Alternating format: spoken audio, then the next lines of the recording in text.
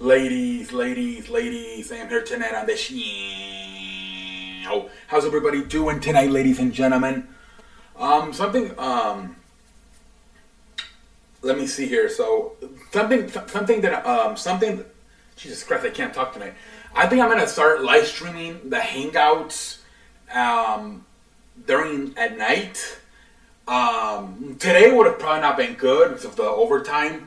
But I'm going to try to live stream Hangouts at night and maybe film the podcast during the next day, like around lunchtime. So then we can get both the podcast and the Hangouts. There'll be some days where I'm probably not gonna have time to do a long stream or even a stream at all for the Hangout. It depends. But we'll see. Like probably Tuesdays, Thursdays, Saturdays, and Sundays. I'm gonna be able to stick around for the most part. Mondays, Wednesdays,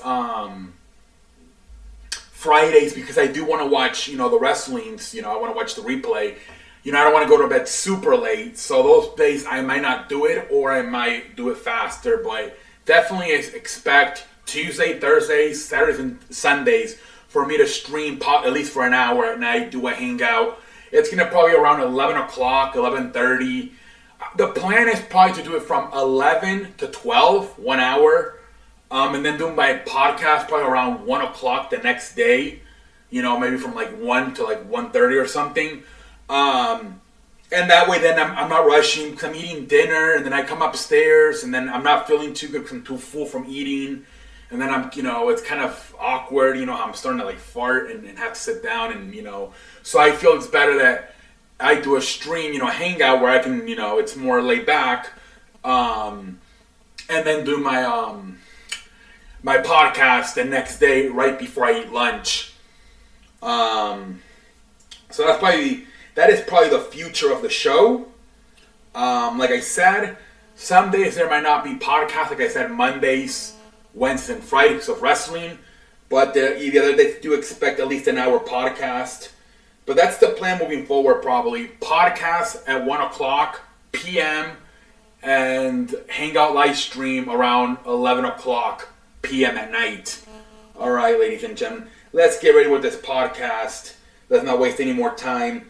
We have a long show today, actually. I should probably save that for tomorrow or something. This game, man, between the fucking Indianapolis Colts and the Denver Broncos sucked ass, man. Man, the two new quarterbacks, right? Matt Ryan with the Colts and Russell Wilson with the Broncos, man. What is going on, man? Jesus Christ. Now, the thing is, the two teams losing their fucking running backs, right? Javonte Williams, Denver, and Jonathan Taylor from Indianapolis. So they didn't really have a running game. Although, what's his name? Deion Jackson didn't do too bad, I guess. 62 yards. Phillip Lindsay, 40 yards. As a team, they ran for 105 yards. Matt Ryan threw a lot of passes, 41. Completed 26, 251 yards. 0 touchdowns, 2 interceptions. He got sacked like 5 or 6 times. The offensive line can't protect him. It's not a good combination having a fucking statue as a quarterback with a bad offensive line. That is not a good combination for success. Michael Pittman, 5 catches. What's his face? Alec Pierce took away with 8 catches, 81 yards. I said that about the Colts all year long. That outside of Michael Pittman, they don't really have a lot of weapons, man. They got to go out and get more weapons for Matt Ryan. This team, they got a lot of problems. They got to solve the offensive line, and they got to get more weapons for Matt Ryan because, like I said, Matt Ryan is like in his late 30s. He's never been athletic, especially as he gets into his 40s. They have got to address offensive line, and they have got to get him more weapons, such like Michael Pittman. This is not a playoff team. I'm sorry. On paper, the Jacksonville Jaguars are way better, have a younger quarterback, more athletic, and Trevor Lawrence have better weapons.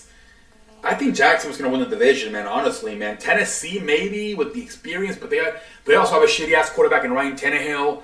And outside of Derrick Henry, maybe, you could argue they might have even, kind of about the same, they have a star running back in Derrick Henry and I guess an average wide receiver in Robert Woods. But I don't know, man. This fucking Indianapolis team's, I guess Tennessee, because they might have a better offensive line, right? So even Tennessee might be better than Indianapolis. And then, Denver, man, man, I saw a stat that about 10 years ago, when the first season with Peyton Manning, they also started 2-3, and then they went on to go 11-5. So I keep telling people, maybe just gotta get I see a lot of holes with Indianapolis. Like their offensive line stinks. It's an aging quarterback that's a freaking statue in the pocket, can't move around. And outside of Michael Pittman, there's not a lot of weapons. Where I look at Denver, I like this team. Even with Melvin Gordon and Levante Murray at the running backs, I don't mind it too much. Obviously, you're led by the receivers Cortland Sutton and Jerry Jeudy. The chemistry at times does seem off right with Jerry Jeudy. Only 3 catches today. He had that big catch there at the end where I thought was going to set up for the touchdown for Russell Wilson to win it overtime. It didn't. I think the last play actually he was going to Cortland Sutton and they got batted away, and that's how the game ended. But I don't know. I don't. I think they. I think their team is good enough. I think they just need more chemistry, maybe. Nathaniel Hackett and Russell Wilson need to really figure out exactly what kind of offensive system they want to run. But let's see, man. Maybe around Thanksgiving time, they can figure this puppy out. Like I said, that was the same way they were 10 years ago when Peyton Manning 2-3, and then they finished the year 11-5. So I'm more positive about Denver trying to. They can figure it out. We'll see, man. Wilson 21 for 39 on his passing, 274 yards, 2 interceptions. Both quarterbacks, man. These are like fucking Pro Bowl quarterbacks, man. And they combined for 0 touchdowns and 4 interceptions, man. Who would have thought, man, that we're gonna get this Thursday Night Football? Indianapolis, Matt Ryan, and Denver with Russell Wilson, and we're gonna fucking get this shit show, man. What a shit show! I was telling my father maybe they should have pushed this up to like November, December, when they have much better chemistry. Right now they're just trying to figure each other out. But then also the magic from Russell Wilson seems to be gone, right? You thought that at the end of that he was gonna take Seattle down the field and win the game. And then you thought that tonight he was going to take Indianapolis on the field and win the game. And he did, but then again it wasn't completed and they lost. He's not, that's the thing that I'm worried too. The clutchness hasn't been there in the close games versus Seattle and Indianapolis. Now, he did clutch up in that San Francisco game. It was a very ugly game just like this one. But in that one, at least he did clutch up and won the game there at the end. But he lost in Indianapolis, and he lost to Seattle. Now Seattle was a little bit, they took the ball away out of him and they put it in the freaking kicker's hands. That was part of it, but yeah, that he needs to clutch. That clutchness he had to win the games at the end hasn't been there a lot for this year so far for Denver. But we'll see, man. The fans fucking laughed once the fourth quarter ended. They didn't care about the overtime. This was just bad, man. It was a little bit embarrassing, man. But let's see, man. Let's see if they can figure out this. These teams both of them can figure out it with their new quarterbacks in the next few weeks, maybe months, and we'll see. It's a different story sometime around November, December. But yeah, not a good performance, man. And already people are complaining. Next Thursday night is fucking Bears versus Commanders. Another shit show. Jesus Christ. We might get a lot of shit shows because of maybe they're gonna save all the bad games for this month because of the MLB playoffs, and they'll put maybe better games on in November, December once the MLB playoffs are over. I don't know, man.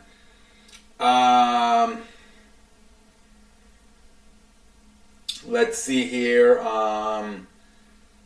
There it is. Broncos fans leaving before overtime started. Linebacker Josiah Jewell got hurt. Najee Hines was also hurt. He had a concussion. Just fucking, man. The last thing you want to see a freaking player was wobbly with spaghetti legs about to fall, man. Out of all the games you get on a fucking primetime Thursday Night Football, to have fucking, he looked like a fucking, what do you call it, a punch drunk? Drunk punch? Jesus Christ, man. He got taken out for a concussion. Jesus Christ, man. The Patriots have placed Brian Hoyer on injured reserve. Jameis Winston and Michael Thomas did not practice today for the Saints. CeeDee Lamb did not practice, but said he will be fine to play on Sunday versus the Rams. For a second straight day, neither a wide receiver Amon-Ra St. Brown and DeAndre Swift practiced for the Lions. Bears running back David Montgomery was upgraded today to limited practice after not practicing Wednesday. Eagles kicker Jay Elliott expected to miss Sunday's game at Arizona with an ankle injury. Eagles have signed former Texas kicker Cameron Dicker to their practice squad this week, and he is expected to replace Elliott on Sunday. Let's see here. Kyle Pitts did not practice today for the Falcons with a hamstring injury. Alvin Kamara saying he's feeling good and plans to play against the Seattle Seahawks on Sunday. Le'Veon Bell's going to make his freaking boxing debut on October 9 when he faces UFC star Uriah Hall and Anderson Silva, Jake Paul undercard. We'll see how that goes. He previously knocked out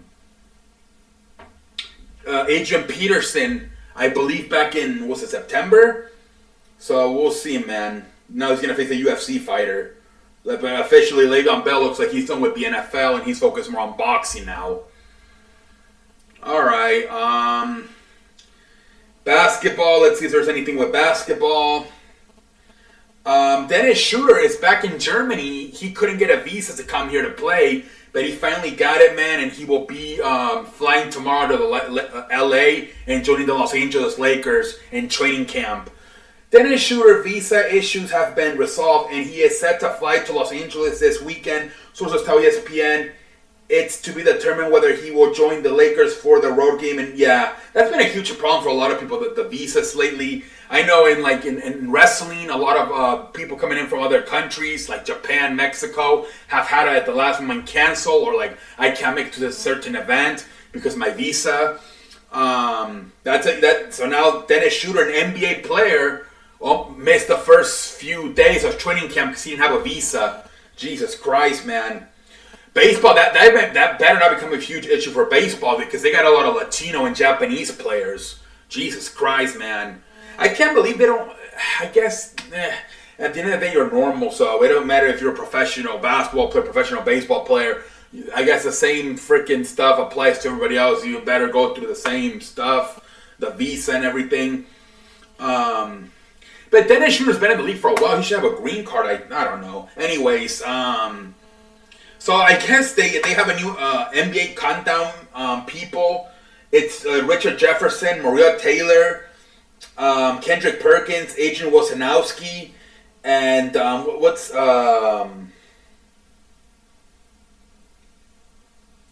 what's her name? Malika Andrews. They took Stephen A. Smith out. Jesus. Same thing with Jalen Rose. They took Jalen Rose out. Wow. That is crazy, man. I can't believe they took Jalen Rose. I think, wasn't it Michael Wilbon, Stephen A. Smith, and Jalen Rose last year? They took them all out. Jesus Christ. Wow. Outside of Kendrick Perkins, and I guess Adrian Wojnarowski, he's cool. The others don't really have personality, man. Wow. Good luck getting rating for the NBA countdown before the NBA game starts on Wednesdays and Friday nights. Draymond Green apologizes to the Warriors following Wednesday's altercation with Jordan Poole. Apparently, Jordan Poole called him a triple single-digit machine because he like saying you don't even get 10 rebounds or 10 points or 10 assists. Draymond Green got pissed and I guess he fucking punched him. Jesus Christ, man. Jesus Christ. They're thinking about suspending him, man. That freaking kid again, Victor Wembanyama. He's from France. Once again, lighting it up. Everybody loves this kid, man. We'll see he's probably going to be the first overall draft pick in the NBA.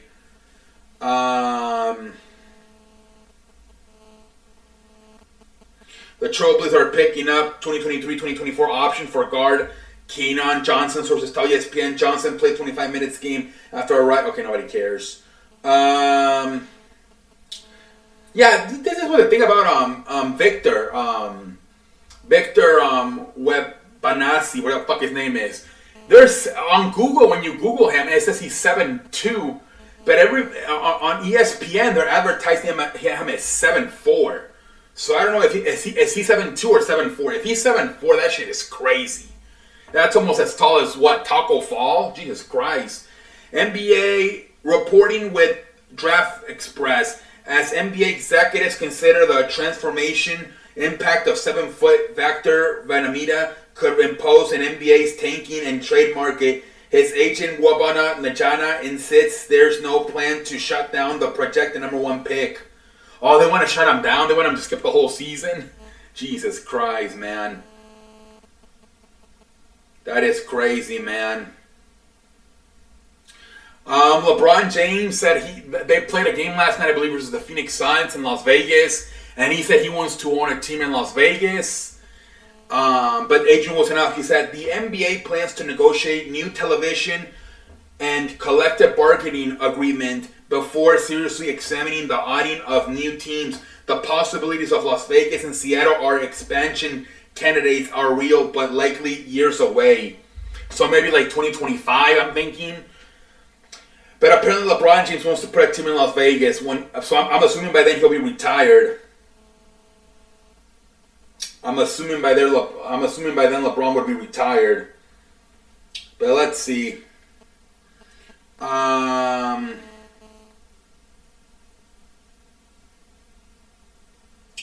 right. Is there anything in baseball? Probably not. There wasn't any games today in baseball.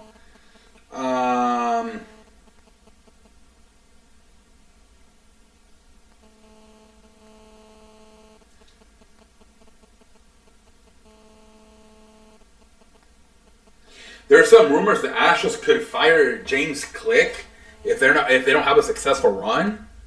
Why would you fire James Click? Yeah, I think Alex Rodriguez had the Astros losing the World Series to the Dodgers. That'd be crazy. That would be what? 3 lost World Series in 4 years. But hey, at least you're making it to the fucking World Series. They asked, I believe, was it Pete Alonso, do you think it's unfair that after winning 101 games you have to be a wild card? And he's like, no, we deserve it. We got swept by the Cubs. Jesus Christ, man. Yeah, at least it's on. At least he's honest, man. A lot of people are saying Astros have the easiest paths to make this to be the slight favorite to win the World Series. I don't know why that is, but maybe have an easier bracket. All right, fuck this. Let's go to wrestling.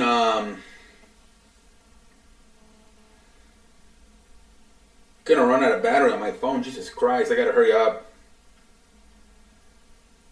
So more about Andrade and Sammy Guevara. A lot of people are saying that now the reason why Sammy Guevara did not get sent home was because Andrade was the only one that threw the punch. They're saying he went towards them, and Andrade sort of, they trash talked each other, they insulted each other, and then Andrade sort of spun them, and then Sammy Guevara pushed them, and then Andrade punched them, and then they were separated. And that's why Tony Khan only sent Andrade home, but he let Sammy Guevara stay because Sammy Guevara didn't throw any punches, only the shoving. So apparently that's why. Obviously still trying to get more details about the information.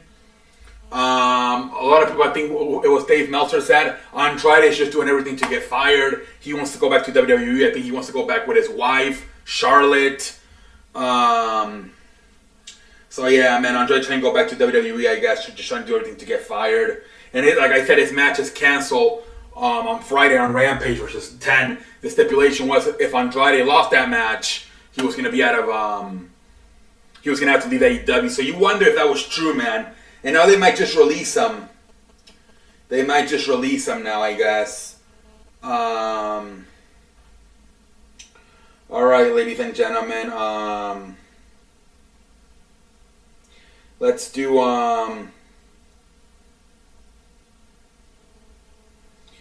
Let's do AEW.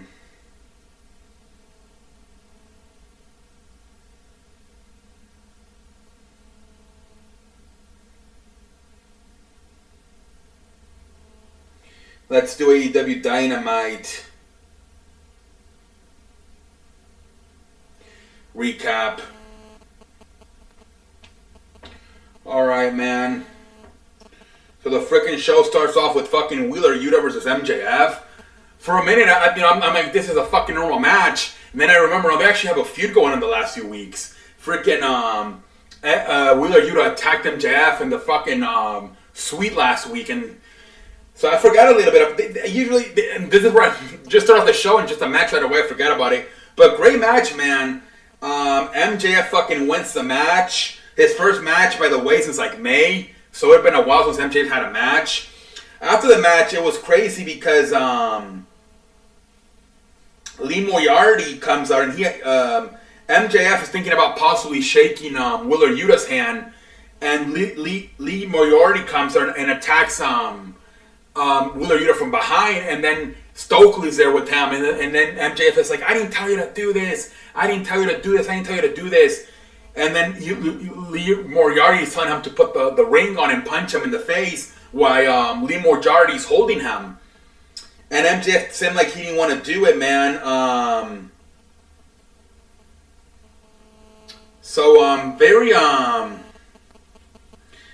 And then he's like trying to, do I want to do this or not? And then fucking William Regal, who's on commentating, grabs the fucking brass knuckles, puts them in his freaking hand and walks to the ring. And then MJF just walks away. They have a stare down there for a few minutes, William Regal and MJF. And then MJF just walks away. But pretty interesting because it seemed like MJF wanted to shake on Wheeler Yuta's hand. And then he didn't seem happy that Stokely and Lee Moriarty were there attacking Wheeler Yuta after the match.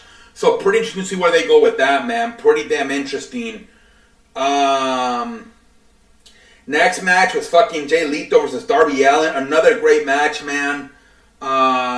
This was weird because it seemed like the whole match Jay Lethal was beating the shit at Darby Allin. And then they're at the end, fucking Darby Allin fucking wins it. Again, they shake hands. And the what's her face? Saeed and Saeed were there. And Jay Leto's telling them, don't get involved in the fucking match. And even after the match, Darby Allin's like, you don't need them. Fuck them. You don't need them. So it's kind of a similar situation, I guess, in a little bit. But then whatever. Let's see here. Then we get fucking Brian Cage versus Wardlow for the TNT Championship. And then first the match started good, you know, they were going back and forth. But then fucking Wardlow I think he powerbombed him like 5 times. And it's like, oh my god. It's impressive. I mean, Brian Cage is probably like, what, 300 pounds? Impressive. But it's like another fucking jobber. No fucking real storyline here for fucking Wardlow. But then after the match, we did get, he did get attacked by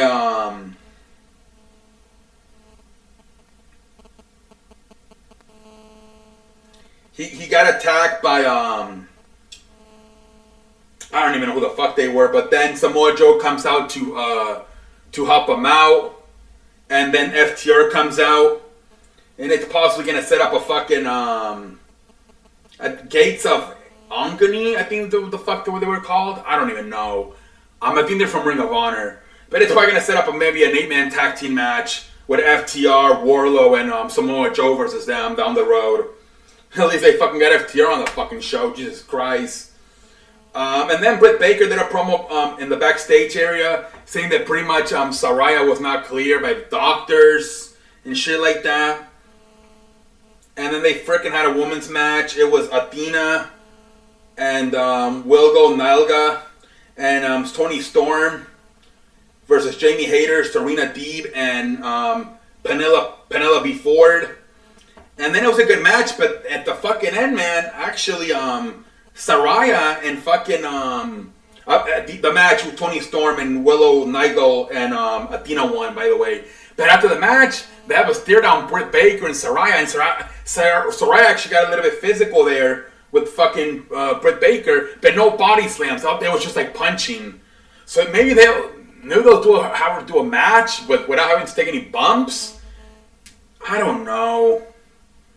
We'll see, man. And then we have a fucking promo with the Acclaim. I guess it was National Scissors Day. It was hilarious, man. They've been starting talking politics in there a little bit. But then fucking Swerve comes out and no Keith Lee. I don't get it. Last week we didn't get Swerve. We only got Keith Lee. Now we get Swerve, no Keith Lee. And pretty much, I guess they set up a match. And then fucking Mark Sterling comes on. He just gets beat up by the fucking Acclaim. It was kind of funny.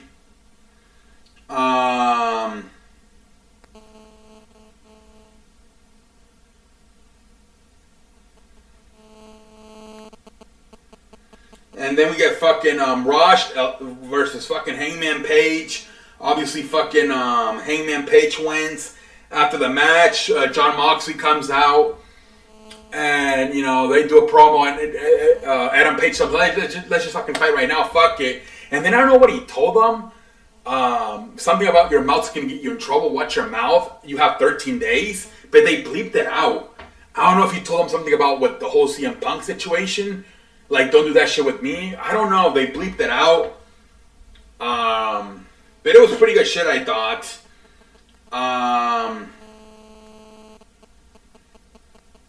And then we get fucking Luchasaurus versus Fuego del Sol. Fucking completely squash him in like fucking 1 minute. And then after the match, Jungle Boy comes out. He attacks Luchasaurus with a chair. And I guess they're starting to finally move. That storyline, they kind of, I don't know, I think it's because of fucking Christian having to get surgery on his shoulder.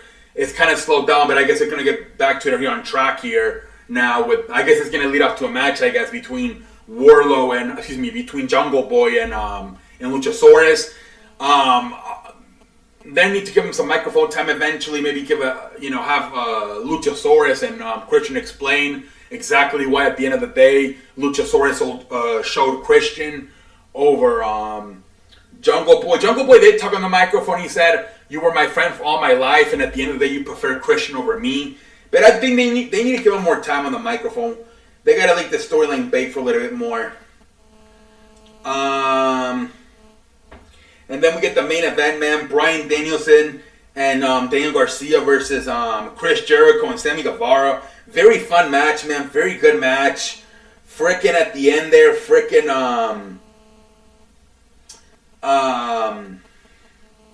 they have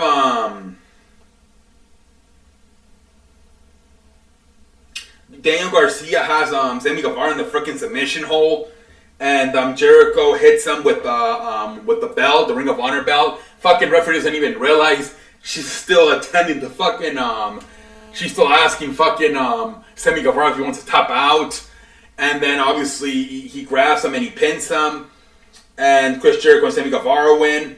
Frickin' Sammy Guevara was getting booed heavily in this fucking show. But this was before the information came out that only Andrade threw punches, but Sammy Guevara didn't throw any punches. And that's why they didn't suspend them. Before then, nothing had come out about that. So people thought that Tony Khan was being unfair. How come you said Andrade but not Sammy Guevara? Especially letting him fucking main event the show and then letting him actually get the winning pinfall. But it was a good show. Don't get me. It was a good show. Match after match after match after match. It was literally wrestling, man. It was the 3-year anniversary of Dynamite. I thought it was better than last week. Last week I thought it was a bunch of Star versus Jobber, Bryan Danielson versus Daddy Magic, and then you have Jericho versus Donko, whatever the hell, no disrespect, but I don't know who the fuck that was. Donko, I don't even know, Blanco, whatever the fucking name was. This week, much better job, man. MJF, Willer Yuta was fantastic. Even Jay Lethal and Darby Allin was good. Adam Page and Rush was good. The women's match was okay. They're advancing the storyline with Luchasaurus and Jungle Boy. I didn't like too much the Brian Cage and Wardlow, but I like at the end at least, hey, they might have another feud with Samoa Joe and FTR versus all those other guys. At least they get FTR back on the show. The tag team match at the end was good with Sammy Guevara and Jericho and Bryan Danielson and Daniel Garcia. Did Daniel Garcia just go to the fucking... Did he just hop over to the Blackpool England Combat Club? Like, did he just hop over? Like, without any explanations or shit? Maybe they should have a match. Fucking Jericho versus Bryan Danielson. Winner gets Daniel Garcia. That would have been hilarious. But it seems like he just hopped over now, and now he's on the Blackpool England Combat Club. I mean, now he's tag teaming with Bryan Danielson versus Chris Jericho and Sammy Guevara. So I don't get that either. But anyways, good show. Until next time, I'm gonna like a light. Thank you.